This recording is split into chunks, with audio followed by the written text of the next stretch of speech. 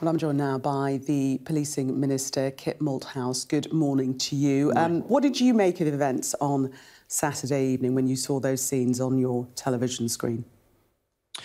Well, along with everybody else, I found it very distressing, and the pictures were obviously alarming, which is why the Home Secretary's asked for this independent investigation into what actually happened, so that we can hold the police accountable, which I know they're happy to be so, to make sure that everything was done in accordance with the rules. Look, I think we have to reflect on the fact that Saturday obviously saw unleashing a huge amount of emotion and anger, not just about the appalling crime that had occurred, but about a repressed sense of women's safety, and that was in jeopardy and under threat. And that's what we'll be talking about with the Prime Minister this afternoon, to see what more we can do alongside the other work that we've been doing together, me and the Home Secretary, over the last year or so on this particular issue.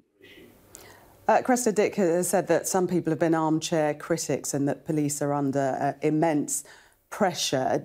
Do you back calls that she should stand down? No, I don't. And I do recognise that the police are in an incredibly difficult position. I mean, throughout this pandemic, we've asked them to do a job that they've never done before, and to stand between the public, if you like, and this terrible virus in a way that none of us are used to, and certainly they aren't as well. And so that very, very difficult position that they're in needs to be reflected in our contemplation of this. You know, in the vast majority of cases, the police and the public have managed this situation extremely well between them. In this particular circumstance, where emotion was running naturally extremely high, everybody incredibly distressed about what had happened, and indeed the police themselves devastated. I know about the implications of this case, that in these circumstances it's very important that we get to the detail of what's happened, and that's, I think, what will emerge over the next couple of weeks. You say that the police are in a difficult position. They would echo that, because they're saying that simply they've been repeatedly called on by the Home Secretary to be tougher in their enforcement of COVID restriction laws. So they've only done as they've been asked to do. Well, we've all been very focused on suppressing the virus, and it's now more important than ever that we do so. You only have to look in the newspapers across Europe to see that the virus is re-emerging in countries in the EU, and some, I think, Italy, contemplating another national lockdown shortly. So we're at a very perilous moment. It's only a few weeks since the NHS was under significant stress, and so we are very focused on that. Do you agree that the Home Secretary has... Sorry, just to interrupt, but do you agree that the Home Secretary has called on the police to be stricter in their enforcement of COVID restrictions? She's certainly called on the police and the public to observe the law and make sure that mass gatherings are avoided, and pointed out that they are illegal. We're obviously not privy to the detailed operational decisions that are taken, quite rightly so. And that's, I think, what the investigation over the next couple of weeks will have a look at, to make sure that the decisions were made in accordance with that kind of protocol and with the law. But look, we're all struggling with what is a very, very difficult situation. We totally understand, and I feel it myself, the anger that has arisen because of this terrible, terrible crime. And what we now need to do is make sure we're all focused on the notion of making our streets as safe as possible for everybody, but particularly for women and girls. Were you aware, as an individual, of how widespread women's experiences of sexual harassment has been? I was, and I have to say, 10 years ago or so, when I was at City Hall as Deputy Mayor for Policing to the then Mayor Boris Johnson, we published the first ever violence against women and girls strategy in a major global city, focusing on specifically many of the issues that people are still sadly raising, that are, you know, it seems endemic in parts of our society. And that's why, for example, we brought forward the domestic abuse bill, which is reaching the end of its passage through the House at the moment, which will significantly enhance our ability to deal with domestic violence and abuse.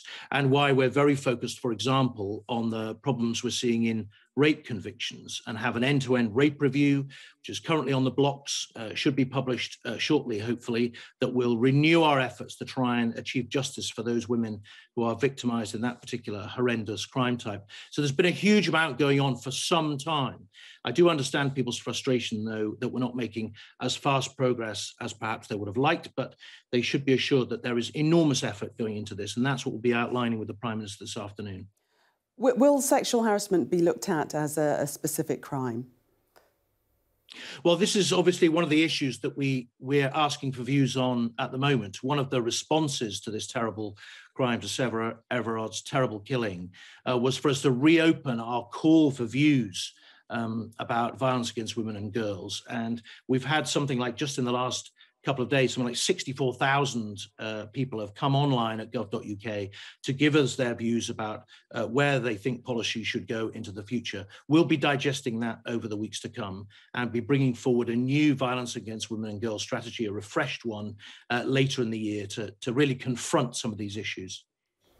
Labour saying that the the police crime and sentencing and courts bill that's to be debated this week, they're saying that that could lead to harsher penalties for damaging a statue than attacking a woman. They've been quite critical.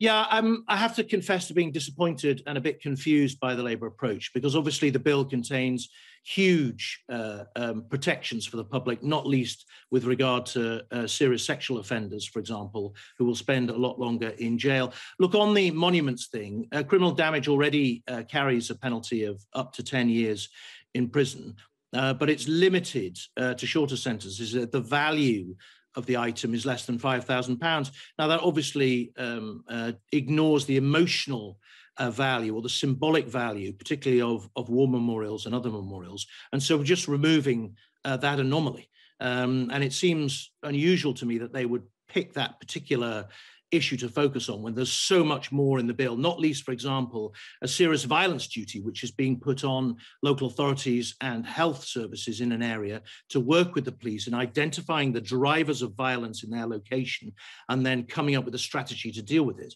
right? We're using this bill to put everybody shoulder to shoulder on violence across the board, not just violence against women and girls, important though that is, but violence in society. And for Labour to be voting against this bill just seems to me confused. What about in terms of rights to protest? Some criticism there as well, that this will disproportionately affect people's right to actually protest on the streets.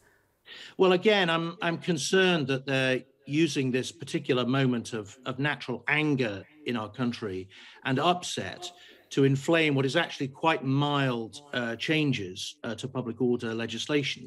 You know, public order legislation has been in place since 1986. It hasn't been updated.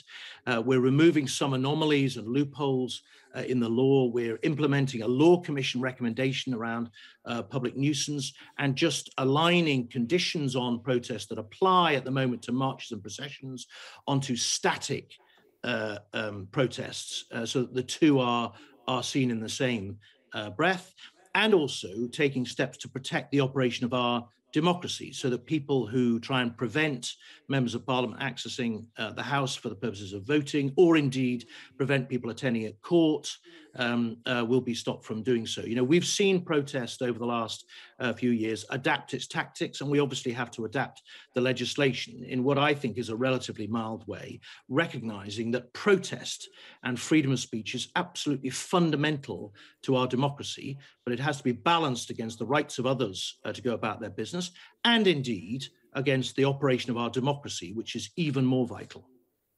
In terms of crimes against women, can you see misogyny, the act of misogyny, actually becoming a crime? Because it isn't at the moment, is it?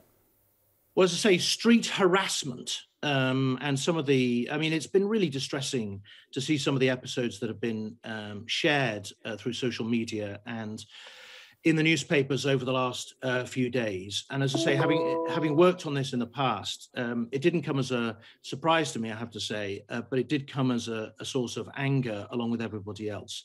And I think we're all have a duty in politics to focus on those issues and see what more we can do. As I say, the call for people's views is open now. I would urge people to go on and share their anger, distress, their personal experience of these situations so that we can shape policy into the future and get it right for everybody. I wonder if I can just ask you a final question about AstraZeneca and the fact that 7 countries have now suspended its use pending the inquiries about possible blood clots as a result of using it. Do you believe that we should now be looking at the use of AstraZeneca? Because many people have already had this vaccine. No, I don't. And the scientists tell us that all is well and that the incidence of these particular problems is no greater than you would expect in the population at large, and that these things naturally occur anyway. Obviously, the vaccine's been through very, very stringent testing before it was authorized for use. We have some of the highest standards in the world for medical products and for testing. As a former, in fact, founder of the All-Party Group on Life Sciences before I became a minister, I can attest to that. I'm hoping to be called for a vaccine in the next couple of weeks myself, and if it's AstraZeneca, I will happily take it in my arm.